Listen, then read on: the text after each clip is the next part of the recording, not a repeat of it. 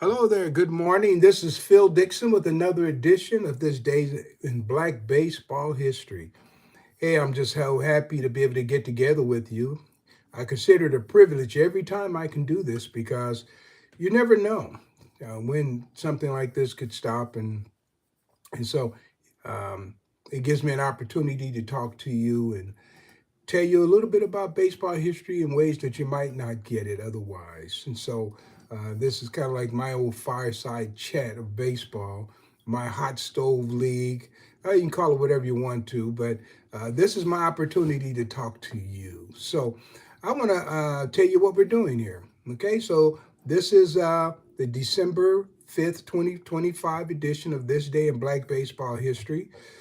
So what I do is I give you some historic feats and facts, whatever, that have happened through the ages, uh, primarily interactions that involved African American baseball players. Now, they could be playing baseball. Some of them could be boxing. They could be playing football. They could be playing basketball, especially this time of year when there's not a lot of baseball unless you're out maybe in Puerto Rico in the 30s or Cuba at the turn of the century all the way through the 1950s or over out in California, maybe starting about maybe 1910, 9 and 10 um, in the last century. So I get a chance to talk about the the multi-talented abilities of these athletes around this time of year. So it kind of takes on a whole new meaning. And it gives me a chance to stretch out with some of the things I've learned over the years, and I just haven't had a chance to get it all in books. So that's why this time is so precious to me because I don't know, if I'll ever be able to get some of these things out. Many of the things I'm talking to you about come from interviews and places I've been, family members I've talked to, wives, the ball players themselves. So let's jump into this and let's go from there. All right. All right. So let's go to the first one I have is December 5th, 1915. And Rube Foster's Chicago American Giants slaughtered the Klein team by a 17-5 score in 6 innings. It's just a 6 innings, 17 runs in six innings. Consider that. Excuse me, I'm fighting a cold here. In San Bernardino, California, at Uribe Springs Park. And then in the game, the Giants batted around twice. Third baseman Jess Barber, he started off with the Philadelphia Giants, another outstanding athlete that needs to receive more publicity. Uh, Jess Barber picked up 4 hits and scored 4 runs. So in 6 innings. So you imagine that four. If they had to let the game go on, no telling how many runs he might have scored or how many hits he might have had. So yeah, so Jess Barber, yeah, start off with the Philadelphia Giants, and a lot of really good ball players got their start with their big time start or their professional start. Before then, a lot of them were semi professionals with the Philadelphia Giants. And so I was just thinking about Bill Francis today, the great third baseman. And now here I go talking about Jess Barber, who is awfully good too. Another guy I think about a lot is a multi-talented athlete by the name of not Joe Gans, Judy Gans. Judy Gans, out of Washington, Pennsylvania. Man, this guy could play football, and he was good at a lot of sports, but he was an exceptionally good baseball player. And these guys, a lot of them aren't even in their state's Hall of Fame. And I'm going to spend most of 2026 working to change that, guys. So if you want to get on board with me, I will mention what I'm doing and we'll get a letter writing campaign going and we'll send this information out to people. So I would also say this too, guys. If you're joining me today, and many people do for the first time, who've never heard me before, go ahead and put in the city that you're joining me from because I've toured extensively over 45 years. So I might know something about your city or someone from your city that maybe we should be talking about. All right. So I appreciate that.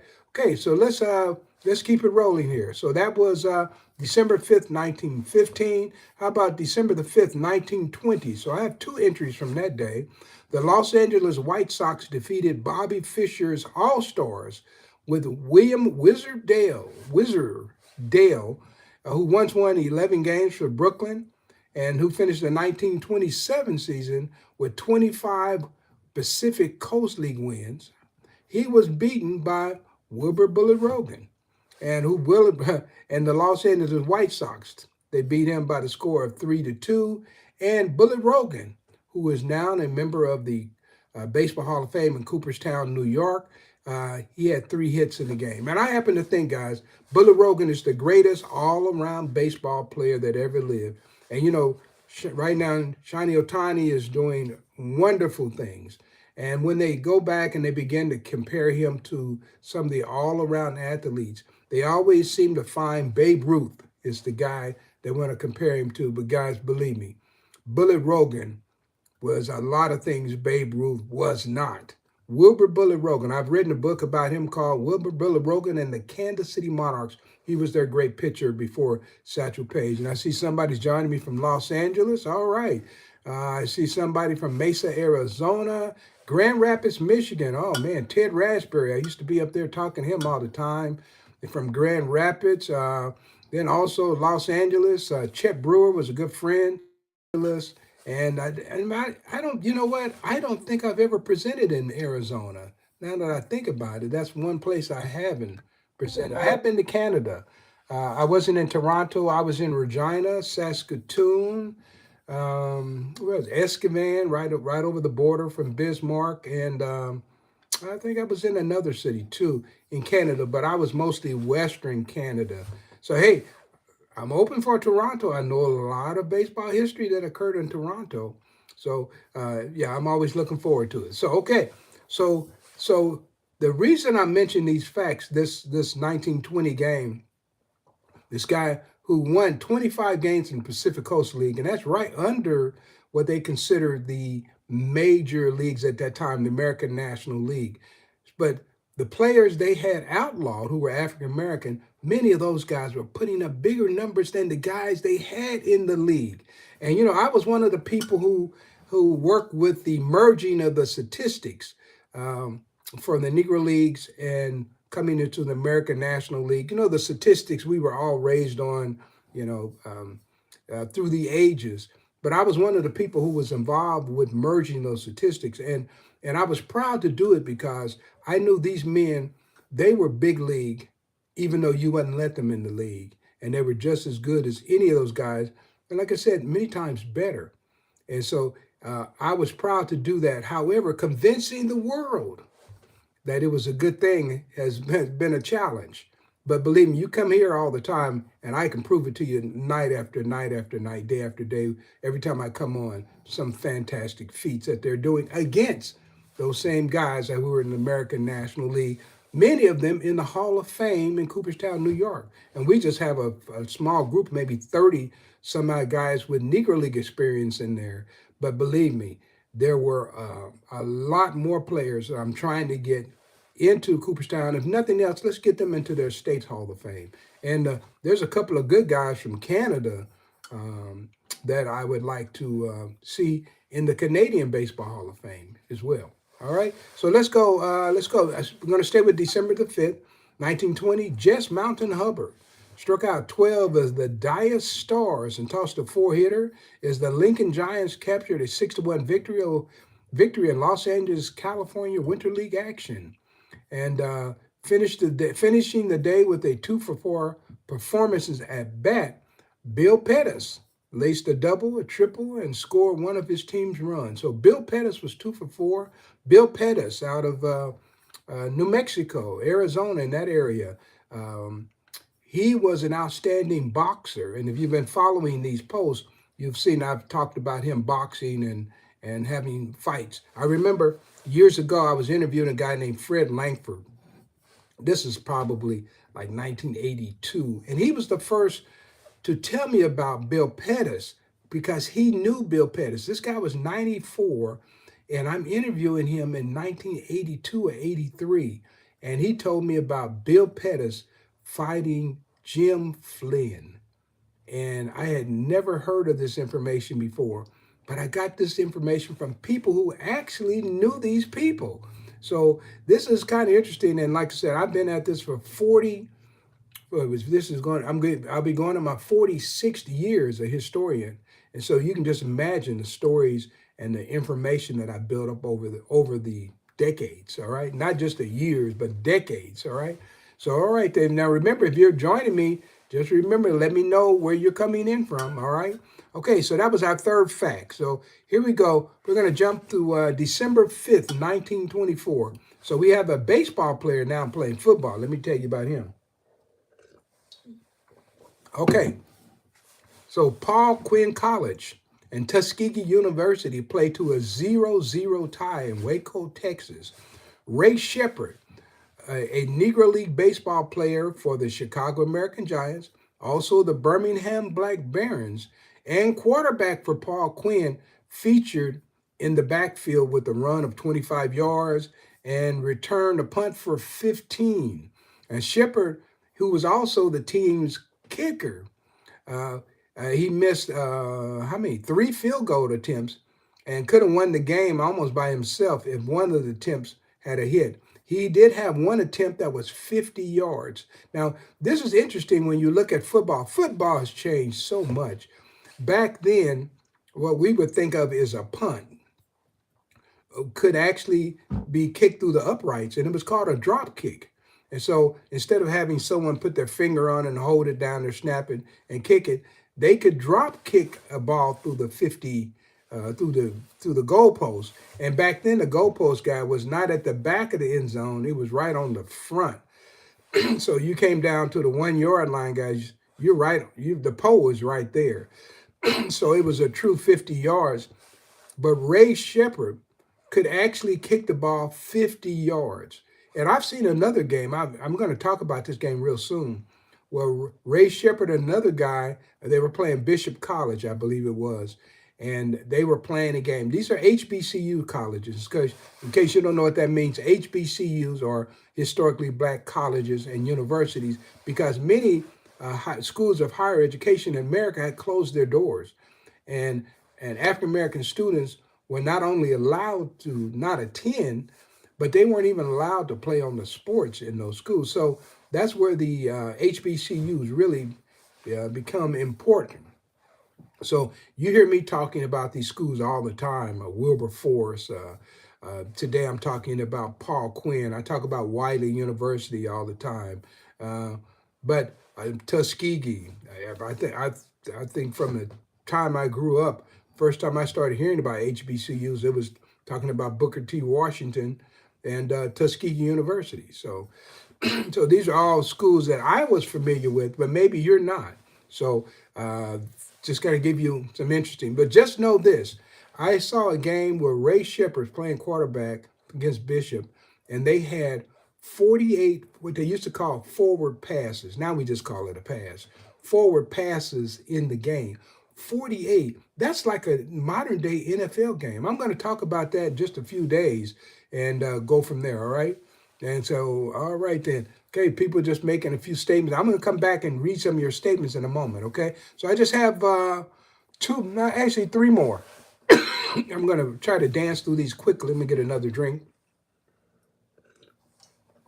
The weather changed a few days ago here in Kansas City. It really caught me. So I am broadcasting from Kansas City, by the way, home of the Negro Leagues Baseball Museum. If you're ever here in Kansas City, you come through. If you follow my broadcast, I'm a co-founder of the museum. If I'm in town, I'll be happy to come down and give you a tour. That's an invitation I open to everyone, whether I'm speaking in person or if I'm online. If I'm in town, guys, you reach out to me, send me a message, and I'll give you a tour, all right? We'll have a good time talking baseball if you love baseball. All right, so how about this? December 5th, 1930. The California Eagle, which is a black newspaper out in Los Angeles, announced that Tom Wilson signed a 10-year lease on White Sox Park and will admit ladies for free and also have free parking with the policy to go in effect on December the 7th. And to strengthen his Nashville team, he signed up three new guys.